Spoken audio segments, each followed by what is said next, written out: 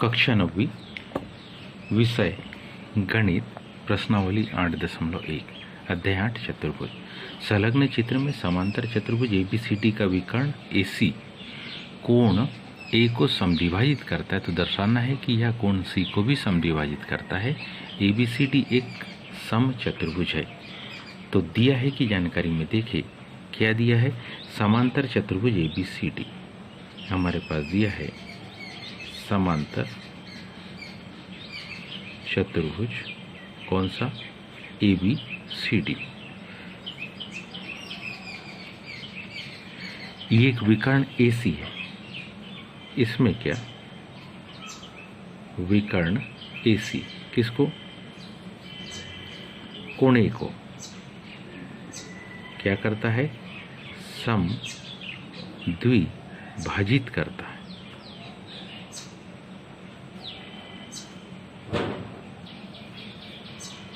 तो इसके आधार पर अपने को ये दिया है, तो इसके आधार पर हमको क्या करना है? सिद्ध करना है। इसके आधार पर हमें सिद्ध करना है। सिद्ध करने का तथ्य में दो तथ्य है। पहला यह कि AC विकर्ण कौन सा? AC विकर्ण किसको? कोण C को भी सम द्विभाजित करेगा। और दूसरा सिद्ध करना है कि ABCD ये जो समांतर चतुर्भुज का है ABCD वह एक सम चतुर्भुज है। ये सिद्ध करना है। इसके आधार पर हम इसमें उत्पत्ति लिखेंगे। उत्पत्ति को अगर हम ध्यान से समझे तो बड़ी आसानी से बता सकते हैं, क्योंकि क्या ABCD एक कौन सा समांतर चतुर्भुज दिया गया है। अगर ABCD एक समांतर चतुर्भुज दिया गया है जिसका विकर्ण AC, जिसका क्या विकर्ण AC कोण A का समद्विभाजक है। कोण A का क्या है? समद्विभाजक। समद्विभाजक है।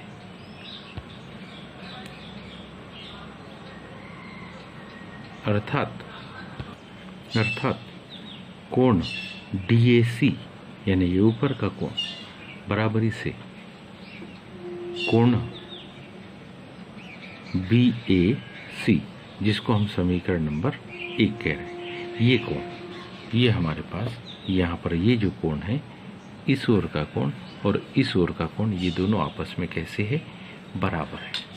दूसरी जानकारी, क्योंकि हमारे पास DC पैरेलल है। DC कैसी है? पैरेलल है AB के। ये जो DC है वो AB के पैरेलल है। एवं जो AD है, AD है, एवं जो AD है वो किसके? BC के पैरेलल है। अब पहला जो सिद्ध करना है, क्योंकि DC AB के पैरेलल, क्योंकि DC AB के कैसे है? पैरेलल। DC AB के पैरेलल एवं AC DC AB के पैरेलल को क्या? तिर्यक रेखा, एक तिर्यक रेखा AC प्रतिच्छेद करती है। एक तिर्यक रेखा AC प्रतिच्छेद करती है। DC और AB समांतर है और इसको AC क्या करती है? प्रतिच्छेद करती है। तो क्या यहाँ जो बनने वाले कोण होंगे, ये दोनों कोण आपस में कैसे होंगे? बराबर होंगे। अब ध्यान दीजिए, तो हम इसी को लिखेंगे कोण DCA की माप। कौन से कोण की माप? कोण DCA की माप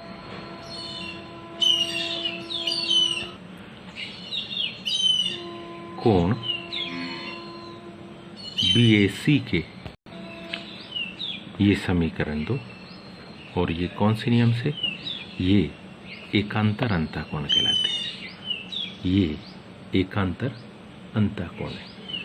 क्योंकि AD BC के समानांतर है, AD किसके? BC के समांतर है, को कौन सी?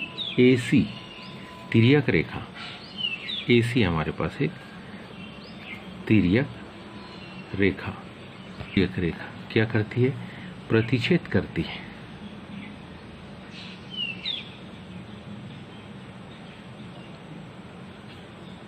तिर्यक रेखा इसको क्या करती है?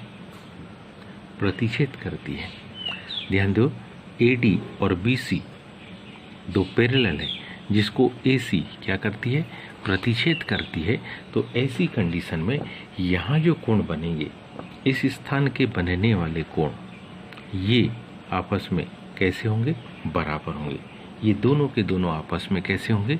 बराबर होंगे। इसी जानकारी को हम लिखेंगे क्या? कि कोण DAC, इसी जानकारी को लिखेंगे कि कोण DAC बराबरी से कोण BCA। ये कौन से? ये एकांतर अंतःकोण है। ये दोनों के दोनों कौन से? एकांतर अंतःकोण है। ये हो गया समीकरण नंबर कौन सा? तीसरा। अब ध्यान से देखिए तो हमारे पास जो कंडीशन है वो समीकरण 1 की कंडीशन है DAC BAC के बराबर। अगर इसे हम देखें, कहे कि ये DAC किसके बराबर है? कोण BAC के बराबर है। समीकरण 2 को देखें तो यहाँ जो BAC था, इसका दाहिना पक्ष वो किसके बराबर? वो DC। और यहाँ जो देखें तो हम पाते हैं कि कौन सा? DAC किसके बराबर? BCA के बराबर। मतलब 1, 2 और तीनों समीकरणों को यदि मिला लिया जाए, समीकरण 1, 2 व समीकरण 3, तीनों को यदि मिला लिया जाए तो बड़ी आसानी से हम कह सकते हैं कि ये जो कोण है C, वो भी दो समान भागों में AC क्या करती है? बांटती है। इसको हम लिख सकते हैं कोण कौन सा? DCA बराबरी से कोण BCA। अतः हम लिख सकते हैं क्या? अतः हम इस आधार पर लिख सकते हैं क्या? कि विकर्ण AC किसको? कोण C को भी क्या करता है? समद्विभाजित करता है। ये इसे भी क्या करता है? समद्विभाजित करता है। दूसरे क्रमांक की जानकारी में अब यदि हम त्रिभुज किस में ले?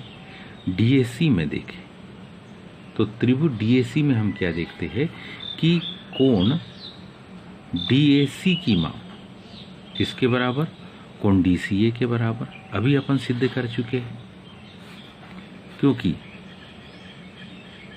कोण A बराबर कोण C।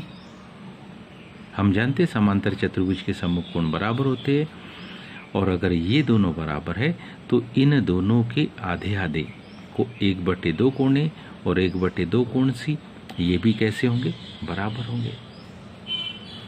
अब ये अगर दोनों कोण बराबर है तो हम लिख सकते हैं कि जितनी माप DA की होगी उतनी ही माप किसकी? CD की होगी। कारण बराबर कोणों की। कौन से कोणों की? बराबर कोणों की। कौन सी? सम्मुख भुजाएं।